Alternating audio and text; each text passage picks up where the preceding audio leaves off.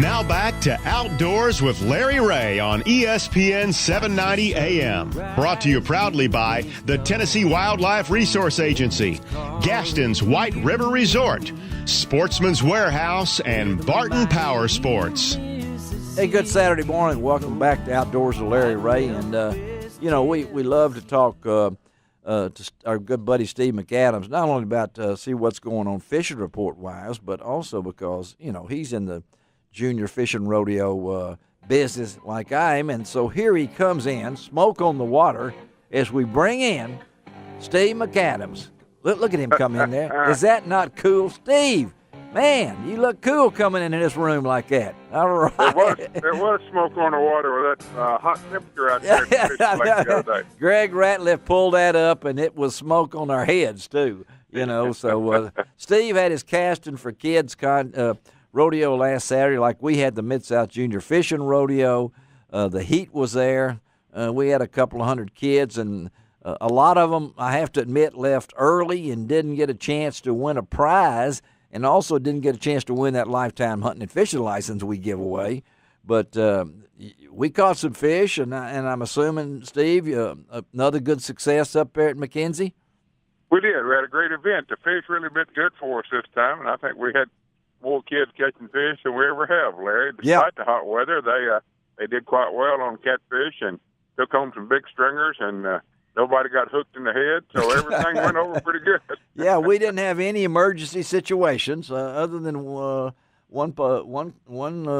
family was combining their stringer of fish, and it looked real impressive, but there was two kids on that one stringer. But, we have to have rules, don't we? So we got to have rules. That's right. It's a kids' fishing rodeo, not an adult rodeo. And sometimes they forget that. But they just get carried away. And there is a circuit. There's a rodeo circuit here in Memphis. I know you got all of it to yourself up there. But I mean, we got a circuit here. I mean, these kids change shirts and go to the next rodeo. So it's working the circuit. But hey, the heat, we've had lots of rain, and I wanted to ask Steve, we were just talking to traveling Ron Wong.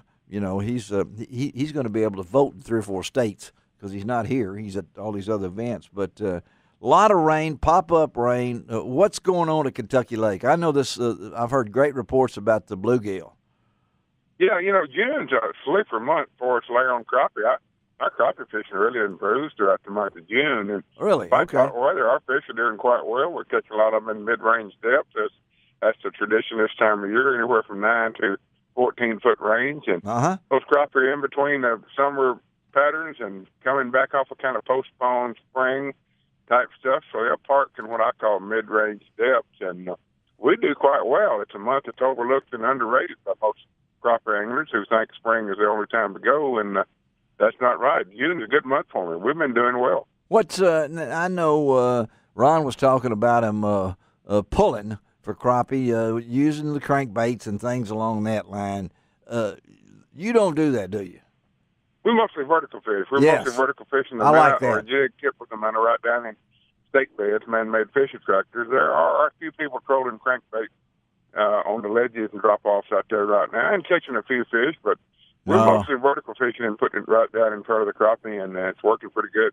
So, and people we just breezed over that, and I know that it probably caught Frank Barton's attention there that you fish over stake beds. I like mine medium rare. So for the folks out there, producing fish, I'm for it. Yeah, anything.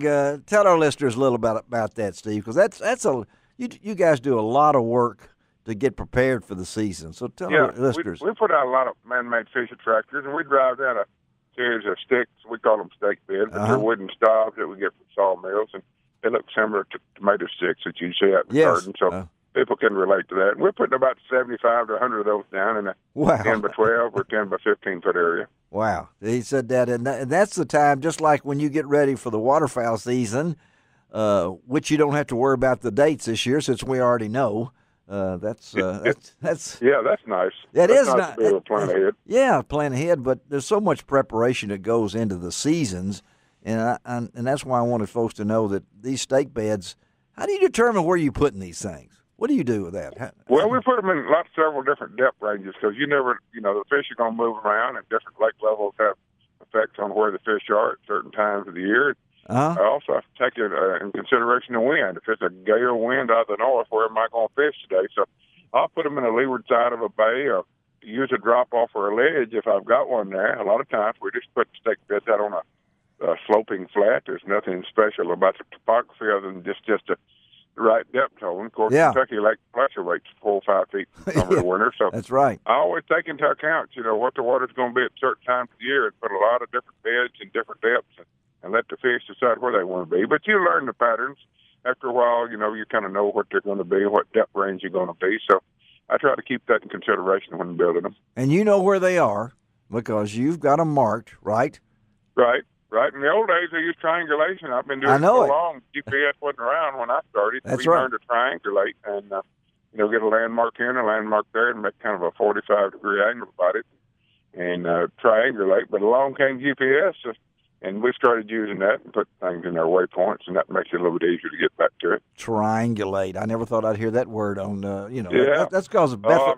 His Bethel background. That way. Yeah, the triangulate from Bethel, he learned that when he was in biology school up there and everything. Talking to Steve McCadams, a good friend out of Kentucky Lake area and up there. And, Steve, before we let you go, I know dealing with the heat, you tell your clients that and your customers that hey, I know you have plenty of water on board and things like that. So how do you deal with the heat?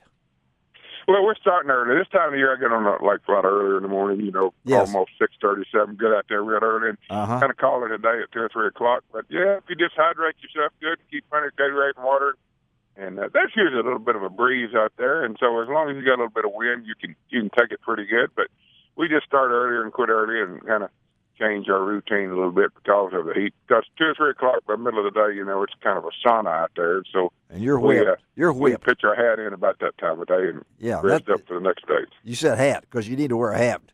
Big time. Big time. Sunscreen and hats. Absolutely. Sunscreen and hat because you know what the price to pay, right?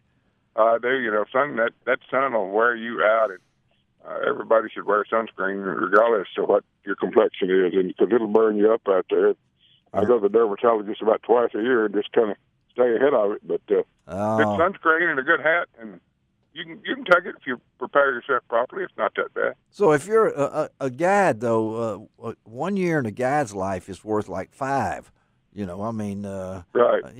That's why I feel like I'm 150, I guess. 150. Well, I'm glad I'm older than you then. That's for sure. That's right. Hey, Steve, tell them how to get in touch with you.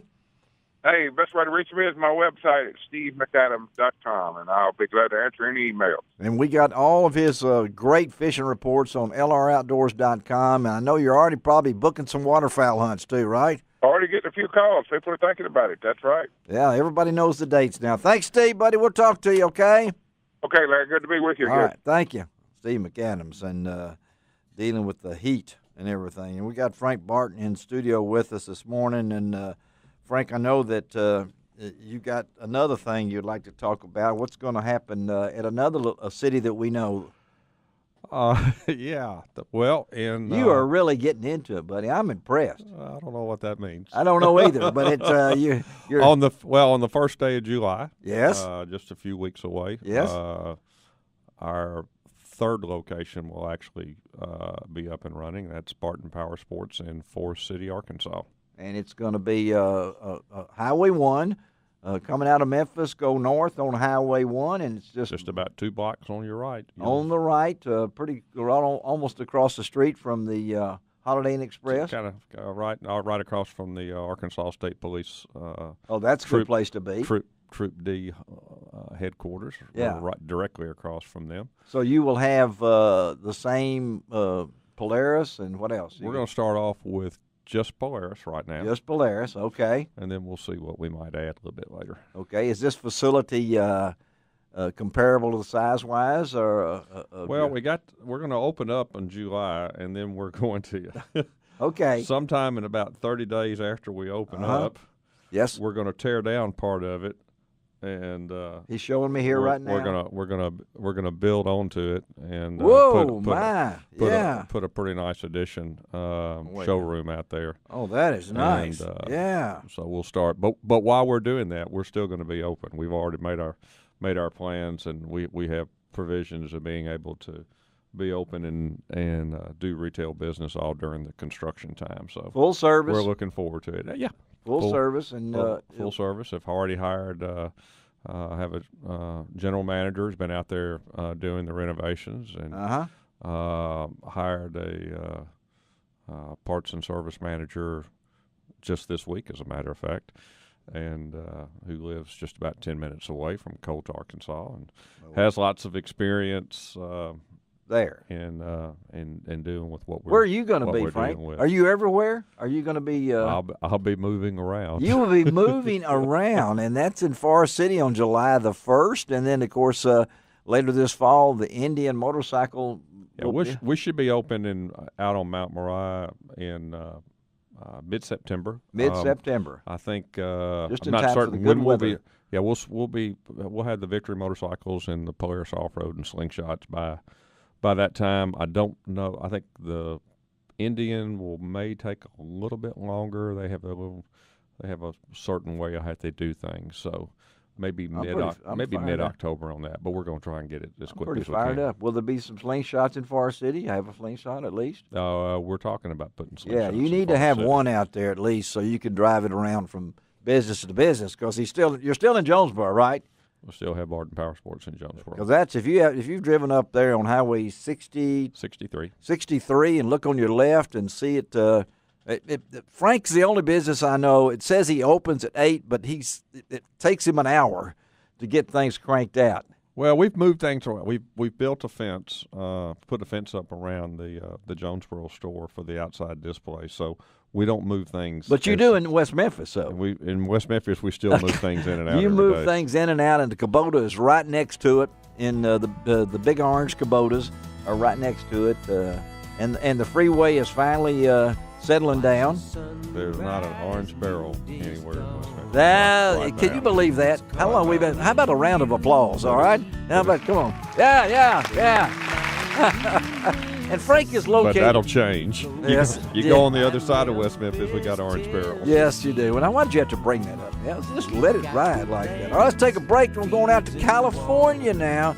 Talk about one of my favorite subjects, and that's knives. We'll be right back on ESPN 790. You can find out all about it on Outdoors with Larry.